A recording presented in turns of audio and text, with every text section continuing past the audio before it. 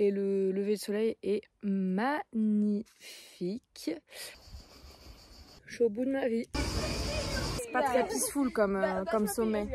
On mangeait trop bien, on dormait trop bien et il y avait juste un paysage magnifique et c'était vraiment incroyable. Petit cocon parfait. Petit cocon parfait. Pas dégueu hein. Hello la mif, il est actuellement 6 h du matin. Je pense que ça se voit à ma tête. Je vous emmène dans un des endroits les plus beaux et les plus sûrement sous-cotés d'Europe.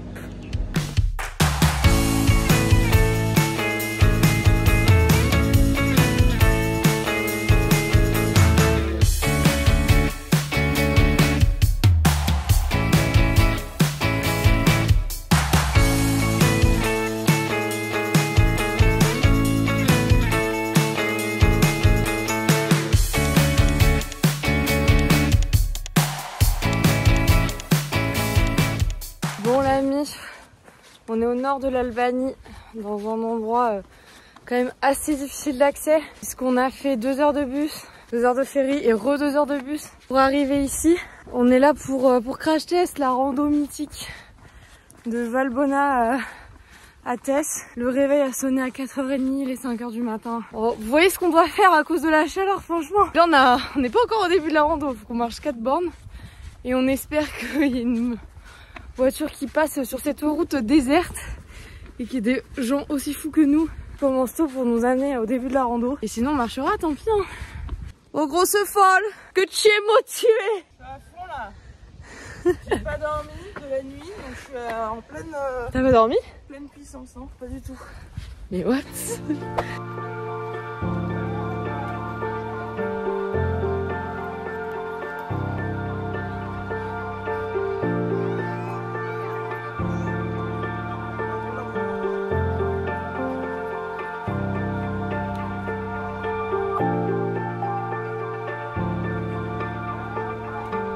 Bon, ça fait 1 heure qu'on marche déjà et on a trouvé une voiture qui nous a pris en stop. Eltz, c'était une Belge. Elle a fait le ramassage scolaire de 5 h du mat. On a fait aussi un couple pour qu'on puisse démarrer directement au point de la rando parce qu'en fait sinon c'est 4 km sur le bitume, donc un peu la flemme. Et le lever de soleil est magnifique.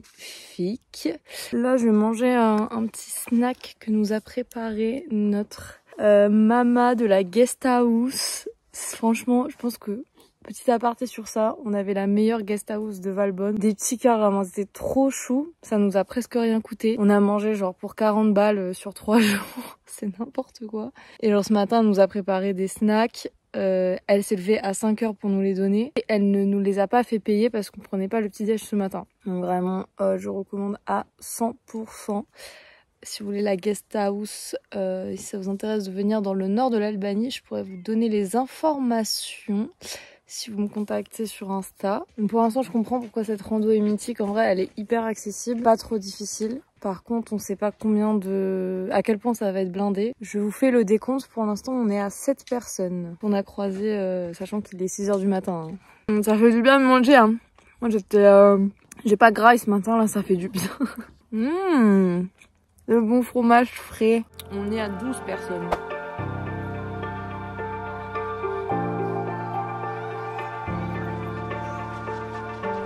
Bon, il est 7 h 15, je suis au bout de ma vie. Je pète ma barre, mais je suis au bout de ma vie. Déjà, premier élément, il fait déjà super chaud. Deuxième élément, j'ai l'impression que toute la fatigue depuis le début du voyage, je la ressens x10 aujourd'hui. J'ai l'impression de porter mon corps, mais genre c'est dur sa mère. Alors que la semaine dernière, on était au Monténégro. D'ailleurs, je vous ai pas filmé le Monténégro parce que j'avais la flemme et que j'avais juste envie de faire une pause. Mais il y a une vidéo sur ma chaîne qui parle du Monténégro, comme j'y étais en septembre dernier, donc si vous voulez aller voir ça, je vous la mettrai juste ici. Et là-bas, on a fait le sommet du Monténégro, qui est le Bobotov Kuk. Et sur le papier, la rando est beaucoup plus dure que ce qu'on fait aujourd'hui. Vous, elle était en train de dire, en fait, on fait une journée de transport, une journée rien, une journée on se bute au sport. Il n'y a aucune cohérence dans ce qu'on fait. Et genre, on est juste fatigué parce qu'on se repose jamais, en fait. Franchement, j'ai envie d'arriver, genre, me téléporter en bas. J'en ai marre déjà. Moi, ça va. Avec ma barre.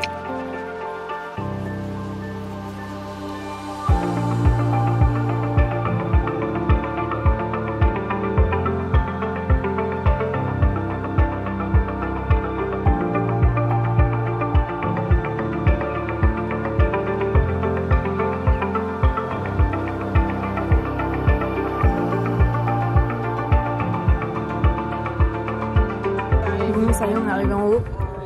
On a fait 7,5 km et on est à 2h30 d'effort. Sachant qu'on est arrivé à 8h30, on est parti vers 5h et on avait déjà fait des pauses. Et du coup, pour vous parler un peu de cette rando, donc c'est une rando vraiment très connue des Balkans qui part de Valbonne et qui rejoint Tès, du coup qui sont 2 villages dans le nord de l'Albanie.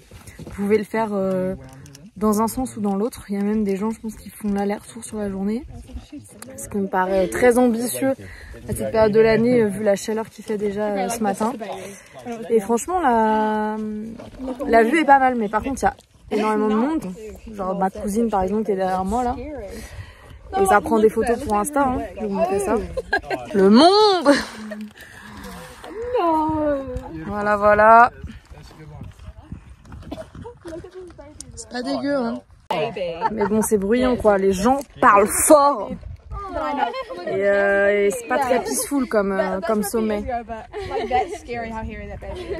Ça me gave. Mais en même temps, il fallait s'y attendre, hein. Rando connu comme ça. Et là, on est à 30 personnes croisées sur le chemin. Et j'espère qu'il n'y a que de la descente. Mais en même temps, j'ai pas envie de descendre parce que je déteste descendre. Donc voilà. Je suis contente d'être arrivée en haut parce que je pensais vraiment pas le faire. À un moment donné, j'ai cru que j'allais abandonner tellement c'était difficile. Pas, en fait, en soi, c'est pas difficile parce que je pense que j'ai fait pire. Mais c'est juste que je suis vraiment, genre, la sensation des jambes coupées. J'avais tellement du mal à mettre un pied devant l'autre. Donc,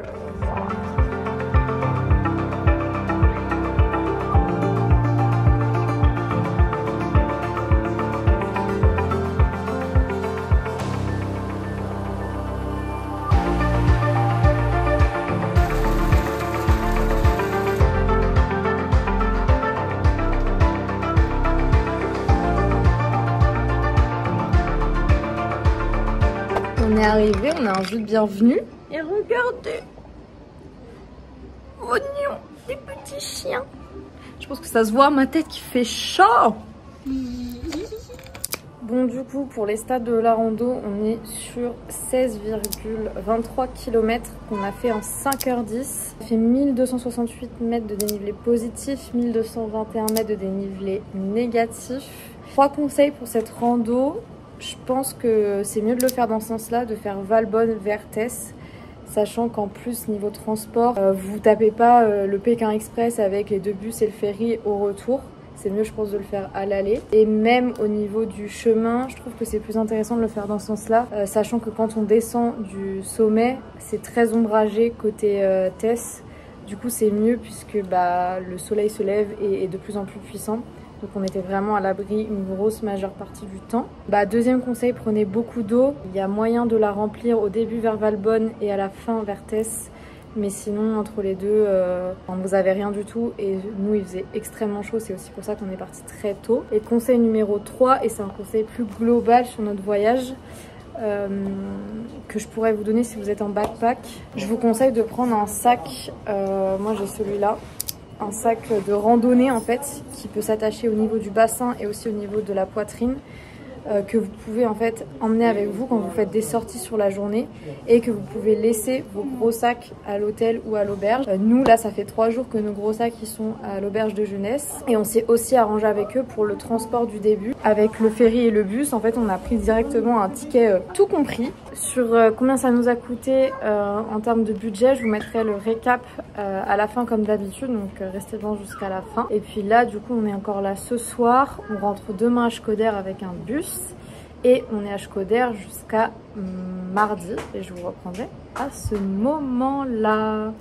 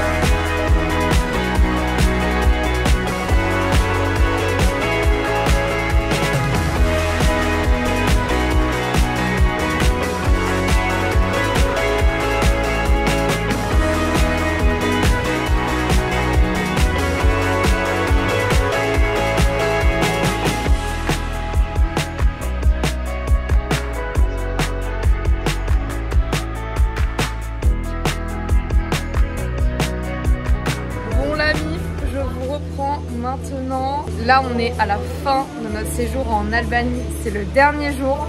On va dire adieu au raki, on va dire adieu au burek, on va dire adieu au lemon soda. Vous avez vu les images.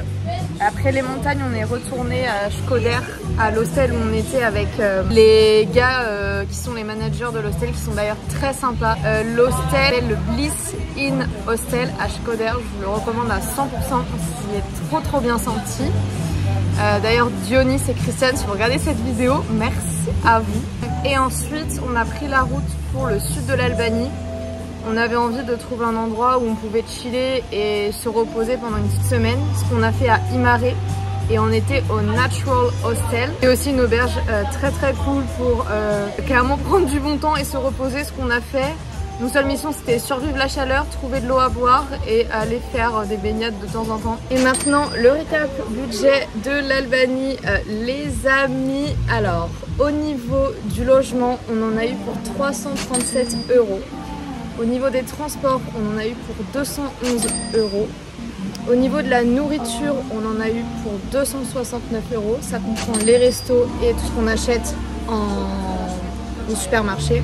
Les activités, donc les kayaks, les sorties avec l'auberge pour aller au lac, mon tatou que je me suis fait, ça fait un peu exploser le budget. On en a eu pour 154 €.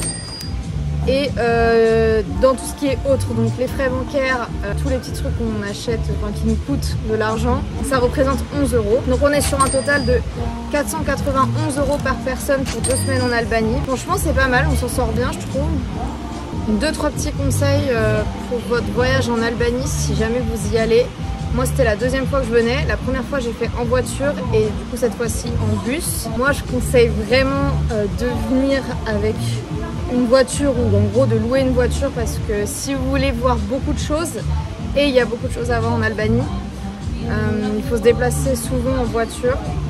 Après les routes elles sont toujours aussi horribles dans le sens où c'est très étroit. Il faut être un conducteur très aguerri je trouve pour conduire ici. Et en fait tu mets vite 1 heure, 2 heures pour aller à un point où tu peux aller voir ou visiter des choses. C'est aussi faisable en bus, il y a plein de bus qui relient tous les points d'intérêt de l'Albanie, mais il faut avoir plus de temps. Sachant que les bus c'est très aléatoire, ils partent un peu quand ils sont prêts et tu sais jamais vraiment les horaires et tu sais jamais s'il va arriver à l'heure ou pas, donc ne soyez pas pressés. Et là on va passer au récap les amis, que vous attendez tous depuis le début de cette vidéo. Oui. Quel est ton moment préféré et ton moment moins préféré de l'Albanie? Alors, mon moment préféré, j'ai pas vraiment de moment préféré, il y a beaucoup de choses que j'ai aimées en Albanie. J'ai adoré la nature dans les montagnes, j'ai adoré la nourriture, c'était vraiment super bonne quand on était dans le nord de l'Albanie, c'était un régal. Et sinon les gens, on a fait 2 fois des hostels pendant une longue période et à chaque fois les gens étaient géniaux, qu'ils soient albanais ou qu'ils soient d'autres nationalités, on avait vraiment créé des liens avec ces gens-là. Et sinon globalement le point négatif c'est qu'il fait super chaud et tous les jours. Et deuxième point négatif c'est quand j'ai été malade avec mon insolation. Aïe aïe aïe. Donc ça c'était pas ouf.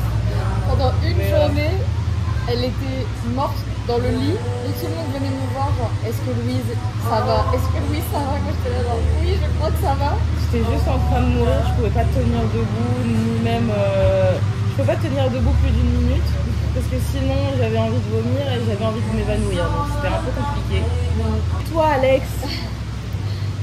Alors moi mon moment préféré, je pense, c'est ça, il y a un moment préféré dans le nord et un moment préféré dans le sud parce que c'est dur d'en tirer qu'un parce que si jamais vous venez en Albanie vous allez voir que vraiment c'est 2 contrastes très différents. Il y a une grosse différence ouais. Et j'ai aimé découvrir le nord parce que c'est quelque chose que j'avais pas vu quand j'étais déjà venue ici. Donc vraiment quand on était dans la petite guest house à Valbonne avant de faire la randonnée de Valbonne à Tess, on mangeait trop bien, on dormait trop bien et il y avait juste un paysage magnifique. Et c'était vraiment incroyable. C'était un petit cocon parfait. Petit cocon parfait dans le sud. Globalement, l'atmosphère de l'hostel où on était, et plus particulièrement le soir quand le soleil se couche, à un moment donné, je suis montée au rooftop pour voir le coucher de soleil. Et c'est vraiment une ambiance très calme, très apaisante. C'est magique, la couleur orange du ciel, c'est beau. Et comme l'a dit Louise, quelque chose de très global, la nourriture. Et en fait, ça m'a rappelé de pourquoi j'adore l'Albanie. C'est que genre vraiment la nourriture, pour moi, c'est pour l'instant une des meilleures d'Europe. Ouais. Après, on n'a pas fait les prochains pays, mais... On attend de voir la Grèce. Franchement, ça se tape avec l'Italie, hein, je vous le dis. Bon, je compte pas la France dans le classement parce que c'est autre chose. Mais ça se tape avec l'Italie. Et ouais, là, l'hostel où on était à Imare, Sergio, le gérant de l'hostel, il me faisait des plats. Genre, il disait...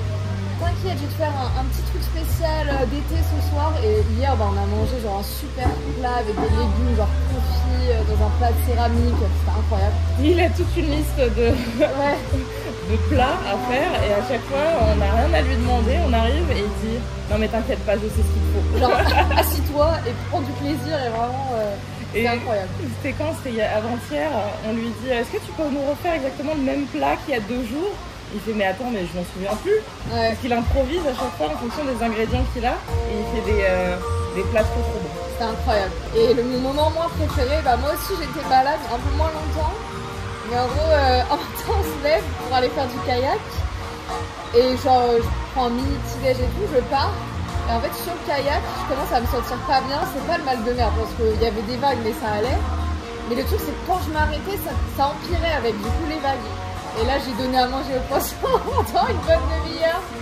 Et en fait, je pouvais pas m'arrêter parce que quand je m'arrêtais, c'était pire. Donc, il fallait que je continue à pagayer, mais j'avais pas de force. Donc, c'était un peu le serpent qui se mord la queue. Et un petit mot sur les Balkans, Louise, comment ça va là? Les Balkans, dans la globalité, c'est une super belle région avec des paysages différents, une culture qui est assez... on la ressent vraiment, en fait, la culture, avec toutes les invasions de toutes les années précédentes et leur indépendance qui est très récente dans chacun des pays. Ce que j'aime pas trop, c'est la manière dont ils conduisent. Mais bon, ça... Balkan Express. Voilà. Donc au téléphone, sur Instagram, en regardant ses mails, alors qu'on est dans la montagne, il y a des virages dans tous les sens. Et ça klaxonne dans tous les sens. Mais sinon, globalement, c'est une super belle région et je reviendrai 1000 fois. Quoi. Les paysages sont incroyables, il y a une multitude de choses à faire, ça convient à tout le monde.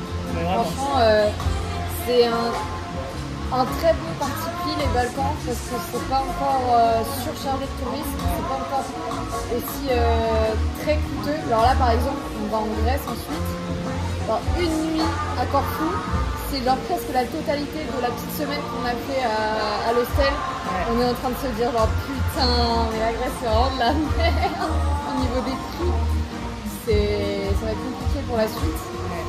Mais ouais, c'est le jeu. Hein. Moi j'adore les Balkans. Je pense que je reviendrai faire ceux que je n'ai pas encore fait. Donc la Bosnie, la Macédoine du Nord, le Kosovo. Et je vous invite fortement à y aller. J'ai refait du coup le Monténégro, l'Albanie une deuxième fois et j'ai encore découvert des trucs, encore découvert des personnes, encore appris des choses. Donc la découverte et la redécouverte ne s'arrêtent jamais, les amis. C'est vraiment bien comme endroit, comme région. Et le mieux, ce serait de venir hors saison. Oui. Parce que nous, on aime pour partout, mais là, principalement, le rapport qualité-prix est déjà super bon, même quand on est en haute saison. Mais quand il n'y a pas de touristes, quand la température est encore douce, c'est vraiment le meilleur moment pour y aller, je pense. Nous, on est vraiment trop tard dans la saison, mais en même temps, comme on voyage très lentement, c'est un peu difficile de prévoir ça. Ciao la mif. Bye bye.